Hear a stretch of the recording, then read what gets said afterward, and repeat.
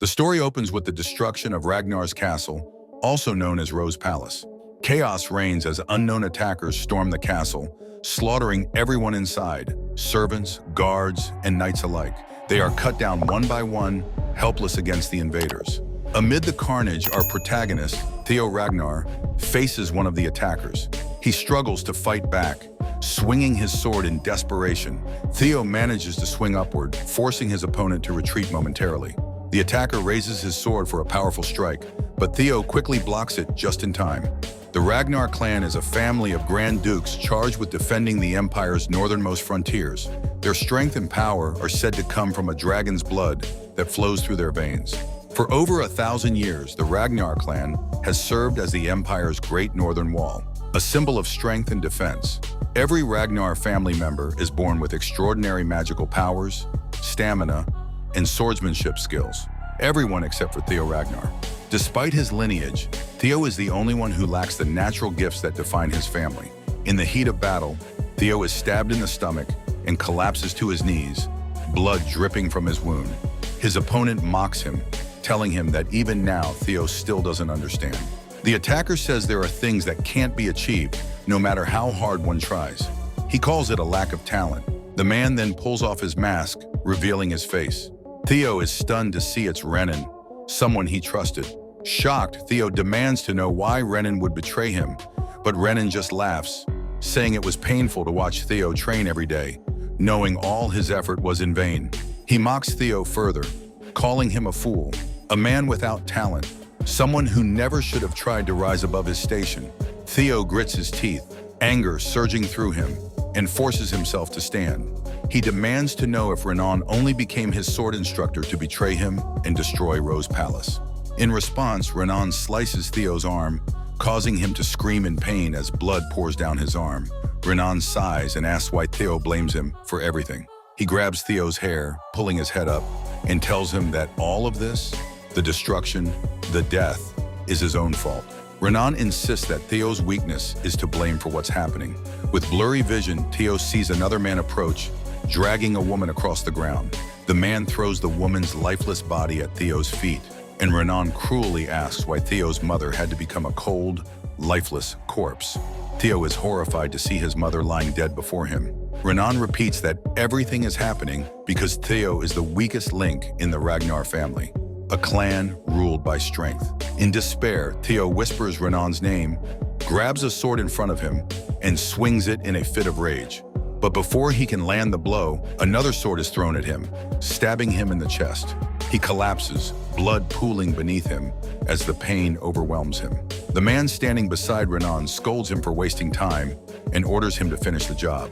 Renan, still calm, apologizes and says he was merely reminiscing, but assures that he's nearly finished. As Theo lies on the ground, his thoughts are filled with regret. Is this truly the end? He couldn't protect his home, his family, or his people. He wonders if things would have been different if only he had been born with the talent that his family possessed. As flames surround him, Theo sheds tears of frustration, feeling the weight of his failure as everything he loves burns around him. Suddenly, a system message appears. You have died. Your trait has activated, and you are returning to the regression point. Confused, Theo opens his eyes to find himself once again standing in front of Renan, who casually remarks that Theo looks tired and suggests they end the lesson for the day. Theo, dazed and bewildered, doesn't respond. His mind is racing. Did he die? Was everything he just experienced real? Renan, noticing Theo's silence, comments on how absent-minded he seems. Theo, lost in thought, tries to figure out if what he saw was real or some kind of strange dream. He can't believe that Renan's face is what he's seeing again, as if fate is mocking him. As he grapples with these thoughts, another system message appears in front of him. Tutorial quest number 1, punch Renan in the face. Theo stares at Renan, still trying to understand what's happening. Was this really a flashback? Why is a system message appearing in front of him? He looks back and forth between Renan and the message, realizing that Renan can't see it. When Renan asks what's wrong, Theo lets go of his wooden sword and clenches his fist, which starts trembling.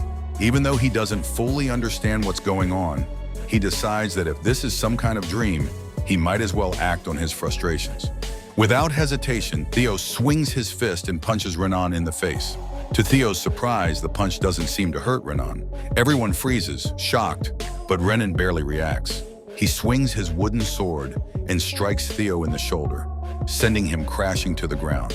Theo groans in pain as he hits the dirt. This wasn't supposed to happen. Wasn't it just a dream? Why could he feel pain? Renan sighs, telling Theo that he understands his frustration, especially with the awakening ceremony coming up. But that's no excuse to hit his instructor. Theo, shocked, struggles to comprehend what Renan is talking about. Awakening ceremony? What is Renan referring to? Renan, clearly disappointed, tells Theo that as a member of the Ragnar family, he should use his sword, not his fists. Renan then walks away, telling Theo they'll continue their lesson another time. But Theo remains on the ground, lost in thought, trying to make sense of what just happened. Nearby, the knights laugh and ridicule him, calling him a fool for hitting his master. They mock him for his lack of skill and question if he even deserves to be called a Ragnar.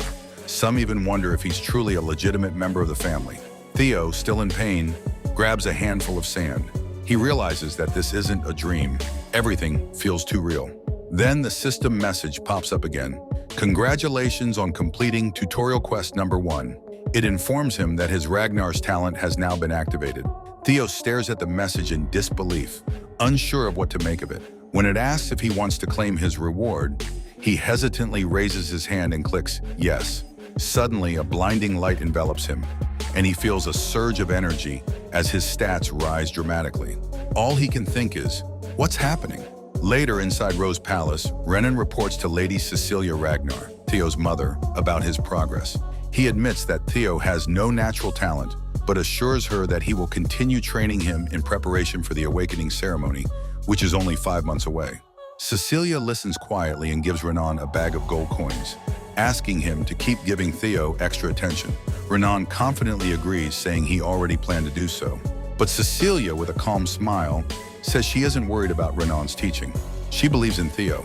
As Renan exits the guest room, he quietly mutters to himself that Cecilia will soon be worried. Although he isn't genuinely training Theo in the right way, it's clear that Theo lacks the necessary talent. He scoffs, referring to Cecilia as a concubine, reflecting on how, like mother, like son, their bloodline is unlikely to achieve anything significant. Yet Renan finds the circumstances quite favorable. He is enjoying a generous salary and holds the title of tutor to the Ragnar family's direct line, all thanks to his secret efforts to undermine Theo's growth while feeding information to a shadowy benefactor. Renan feels confident about his future, smirking at the thought that Theo, the Fool of Ragnar, will unknowingly become his pathway to success. Just then, Renan notices someone sprinting toward him at a rapid pace. It's Theo. Renan sneers, labeling him the Fool, but Theo rushes past him in silence. Frustrated, Renan mutters, calling Theo an idiotic loser. Theo hurriedly makes his way to the guest room and calls out to his mother. Cecilia looks up, smiling sweetly, and remarks that he must be exhausted from training. Rather than respond, Theo throws his arms around her, embracing her tightly. Taken aback, Cecilia stammers, inquiring why he is behaving this way. Tears begin to well in Theo's eyes as he reassures himself that he has truly returned to 10 years in the past. He vividly recalls Renan forcing him to witness his mother's lifeless body in his previous life, leaving him feeling powerless to do anything. Now, however, he experiences immense joy at the sight of her alive. Cecilia, puzzled, gazes down at her son. Theo understands that he must alter the future. Although he is currently weak and powerless, if that mysterious system window is real, he can grow strong enough to defend himself in the inevitable battle for the throne. Embracing his mother tightly, he silently vows to gain enough strength to take revenge on Renan. At that moment, the system displays his second tutorial quest, Train Your Body to the Limit. Resolute, Theo heads to the training ground, running laps with a single-minded determination. Revenge against Renan. However, he recognizes that with his current frail body, he cannot accomplish anything. He must focus on becoming stronger first. As he runs, he recalls the intelligence agency he had been involved with in his previous life, Blackword. Although he had been assigned to the information team due to his lack of skill, he never anticipated that the information he collected back then would prove so useful now. That intelligence pertained to a powerful elixir known as the Bloody Sword Emperor's Elixir. Its true significance would only be revealed later through a secret manual. And Theo realizes that, when paired with intense training, it might serve as his key to strength. Time passes, and as dawn breaks, Theo is still running, not having taken a break at all. Yet he feels invigorated, believing that everything is possible now because of his activated Ragnar talent and the system window. The system indicates that he has made 27% progress toward his goal of 100%. One of the knights training nearby observes Theo and asks how many laps he has completed without stopping, noting that Theo appears much fitter than before. Theo seizes a nearby wooden sword, determined to push himself even harder. He resolves to run as far as he can and swing the sword more than he ever has before. Only then can he genuinely become powerful. As he trains, the system updates his progress. He has now achieved 65% of his goal.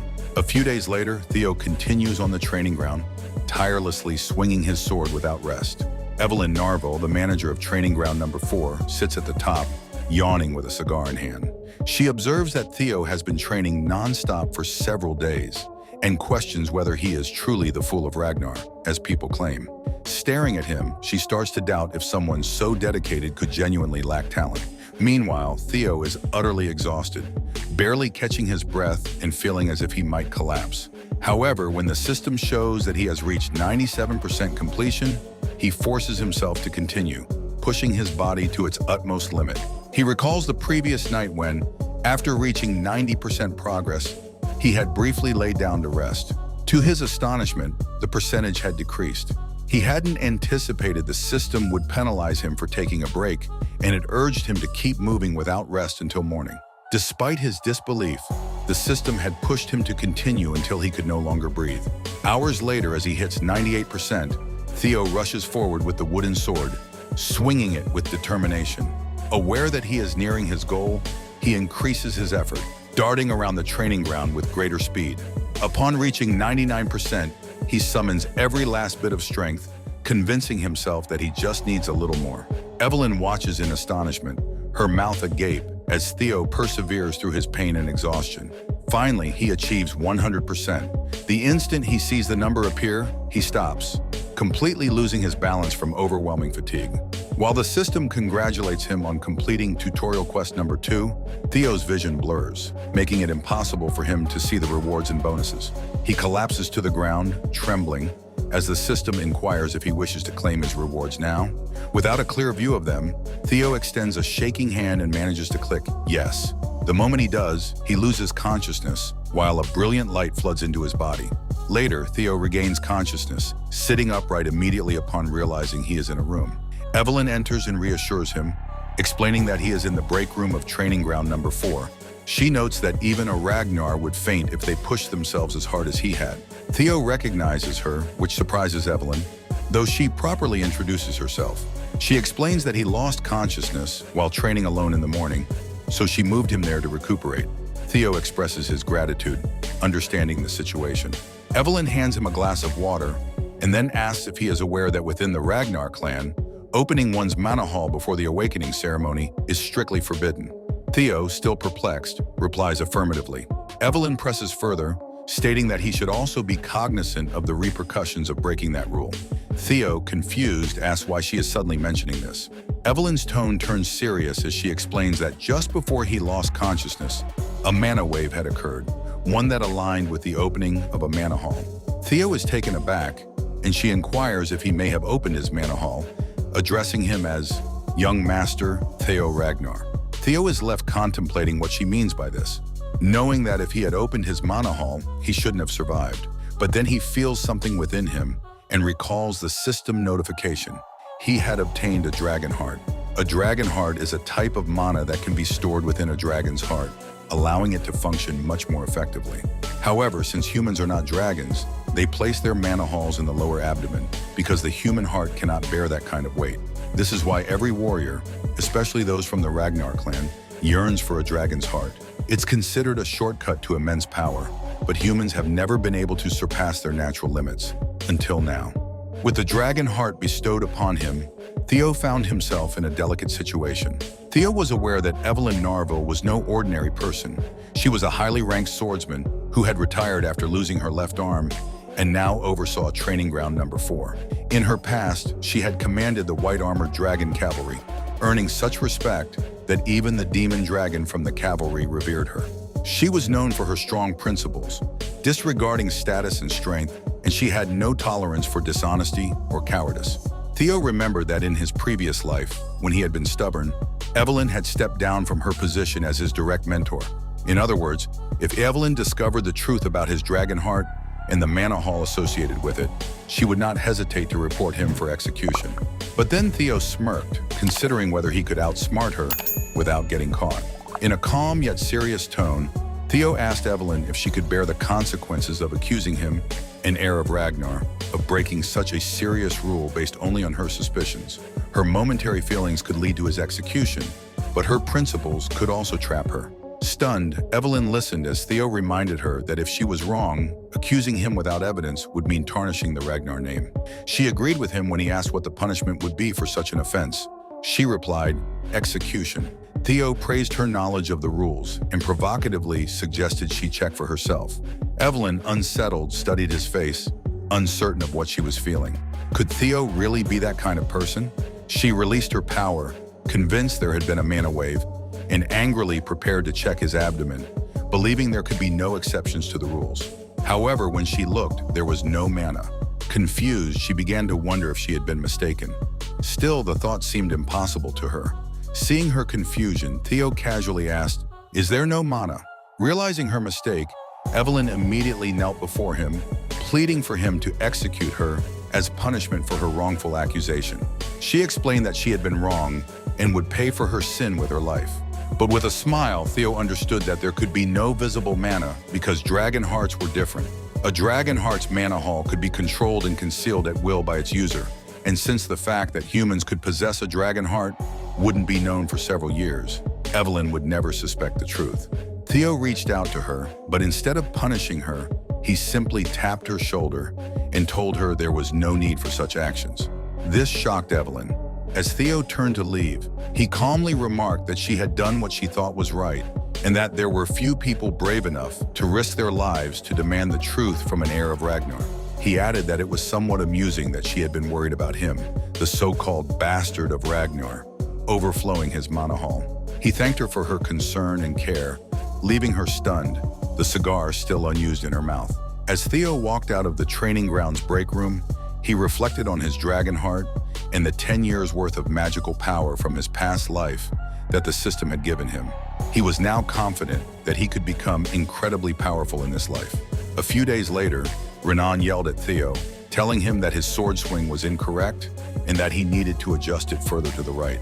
Growing frustrated, Renan asked how many times he had to repeat himself. Theo thought it was great that he was getting stronger, but pretending to be weak while enduring Renan's lessons was exhausting.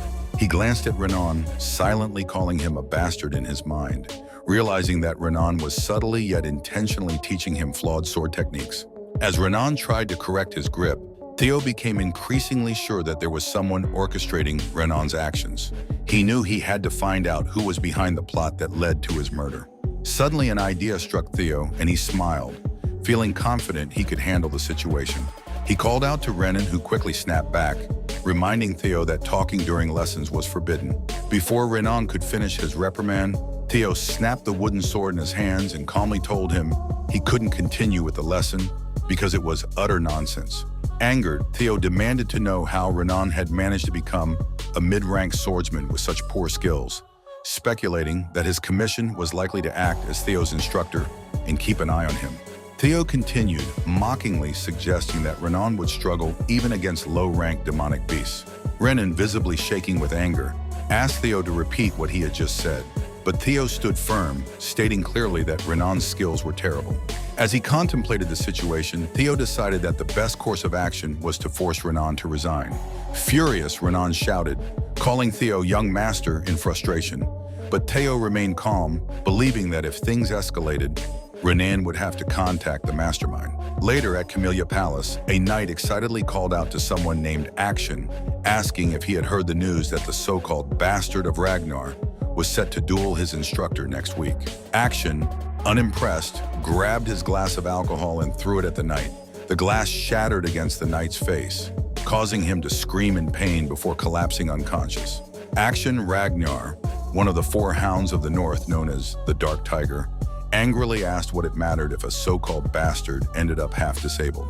Next to Action, Remington Naro, the Silver Lion, remained silent. At that moment, another person entered, warning Action that he should care. The Nine-Dragon Sky Dragon, Ed Troen, cautioned Action that things might take a turn if they let their guard down. Action brushed off his uncle's worries, insisting that only those with real talent deserved attention. Remington respectfully bowed to Ed, while Action inquired about Ed's concern for Theo. Ed explained that when it came to the Ragnar clan, even the smallest chance could lead to something significant. He warned that a little spark in the wind could ignite a wildfire at any moment. However, Action reassured Ed that their instructor would handle the situation. A week later at training ground number 4, knights gathered to witness the duel between Theo and Renan, with Evelyn and another important figure present. Theo stood on the stage with a real sword, silently cursing himself. His original goal had been to humiliate Renan and get him fired, but things had spiraled out of control. The crowd cheered as both Theo and Renan took their places. Given how much had escalated, Theo decided to seek revenge. At that moment, the system displayed his third tutorial quest: defeat Renan and win. A week earlier, when Theo confronted Renan, he told him his sword skills were terrible and dismissed him on the spot, ordering him to leave. Furious, Renan shouted after Theo, insisting he couldn't accept the firing since there was still time left on his contract. Theo simply shrugged, asserting that as his employer, if he said Renan was fired, then that was final. Although Theo wanted to beat Renan badly due to their past, he wasn't confident in his skills yet. Meanwhile, Renan realized that if he was dismissed this way, his mission would fail.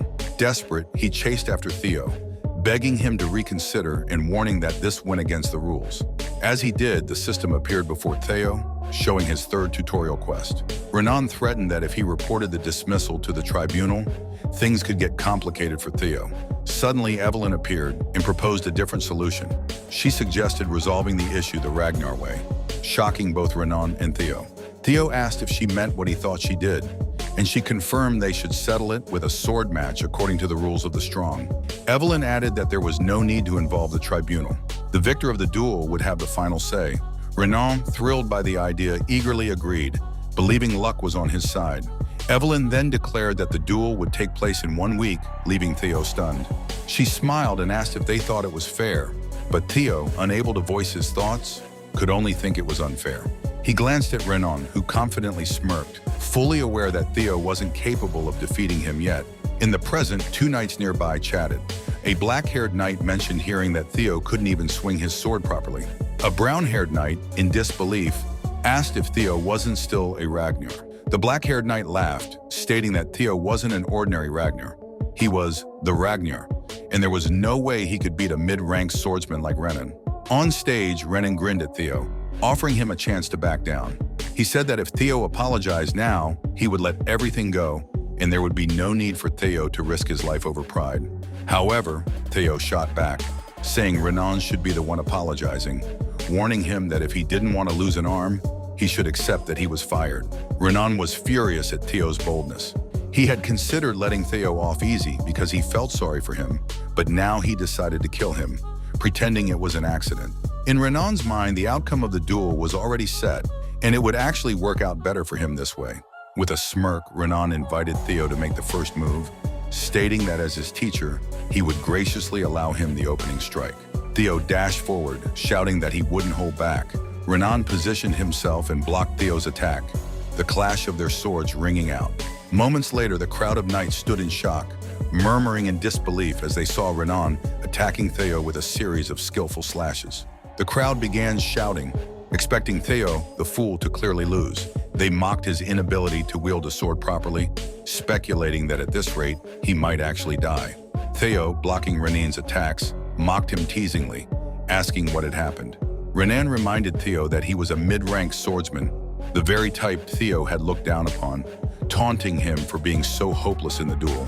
Renan thought the outcome was clear. Theo wasn't even a low-ranked swordsman, but just an apprentice.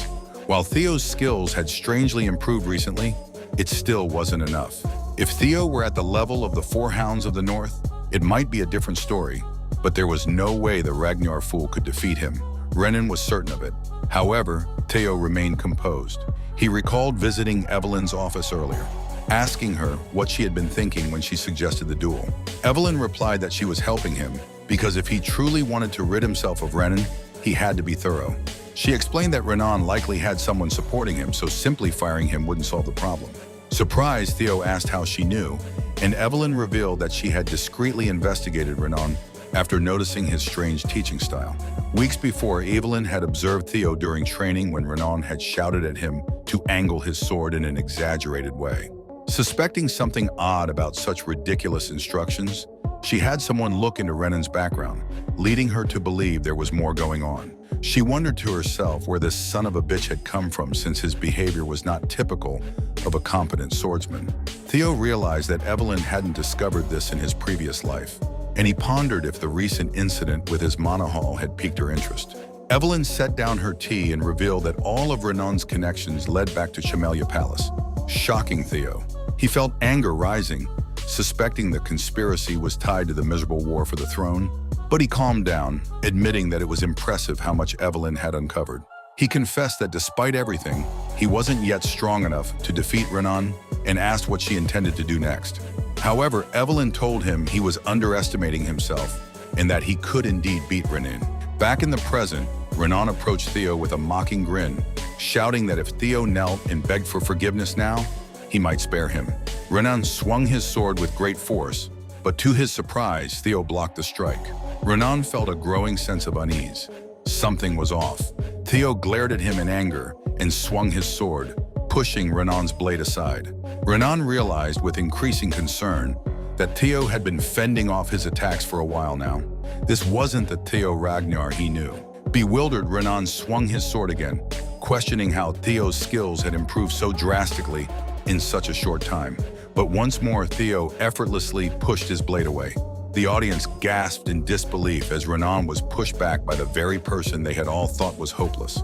Among the spectators, Remington silently watched the duel. Evelyn smiled as she observed, recalling her conversation with Theo. She had told him that if she trained him personally for just 1 week, he would easily be able to suppress someone like Renan. She had also remarked that Renan, being a disgrace of a teacher, had no rights as an instructor. Theo had smiled at that time, amazed that things were working out in his favor. He knew that having Evelyn in his debt had been worthwhile. However, one thing still troubled him. He had asked Evelyn why she was going so far to help him. Was it because of what had happened last time? Evelyn admitted that was part of it, but also revealed there was someone she knew, someone obsessed with collecting talent, who would likely take an interest in Theo. Renan swung his sword back, preparing to attack with great force, but Theo easily blocked the strike. Panic set in as Renan struggled to understand how Theo, who had shown no talent at the start, could suddenly perform so well. Renan began to wonder if Theo had been pretending to be weak all along. As Renan pushed harder, trying to overpower him, he questioned why Theo had hidden his abilities. Theo then asked Renan who was backing him, causing a wave of shock to wash over Renan. In a fit of anger, Renan swung his sword in a wide arc, demanding an explanation for Theo's accusation. Theo, barely pushed aside by the attack, calmly mentioned that he had noticed the poor lessons Renan had been giving him. Renan, feeling cornered, insisted that he had worked hard to help Theo, but Theo cut him off, suggesting that Camellia Palace might be involved. Renan froze, momentarily speechless, wondering how Theo had uncovered this. Seeing Renan hesitate, Theo smiled, pleased that his assumption had hit the mark. Theo then leapt forward with intensity, questioning whether Renan knew what it felt like to lose an arm. Before Renan could react, Theo sliced through Renan's arm in one decisive strike. Renan watched in shock as his severed arm flew through the air. The spectators, including Remington, were stunned by what they had just witnessed. Renan collapsed, screaming in pain as he clutched his bleeding shoulder. Despite the agony, Renan hurled insults at Theo, but Theo, growing more confident in his newfound strength, stepped closer. Reflecting on how far he had come, Theo recalled when Renan had blamed him for being weak, and now considered how the tables had turned. He reminded Renan of their previous encounter, pointing out that Renan had once claimed it was his fault things had turned out this way. Now, Theo coldly added that it was Renan's fault he was dying here today. Renan, panicking, stammered and pleaded, but Theo was resolute. In one swift motion, he beheaded Renan, completing his revenge. The system immediately congratulated Theo on finishing his third tutorial quest. The audience remained frozen in disbelief, while Evelyn, watching closely, felt a sense of pride. Among the crowd, a mysterious figure observed, clearly satisfied with what had transpired. As Renan's head fell to the ground, the system informed Theo that he had exceeded the quest goal and earned a bonus reward. It asked if he would like to claim it. Without hesitation, Theo accepted, wiping the blood from his face as he received his reward. The audience couldn't believe what they had witnessed. The so-called fool had won. Despite being an apprentice swordsman facing a mid-tier swordsman, they murmured in disbelief, questioning how such a thing had happened. Theo looked down at Renan's lifeless body, reflecting on his previous life, unable to believe he had suffered at the hands of someone so weak. He knew, though, that things would be different from now on.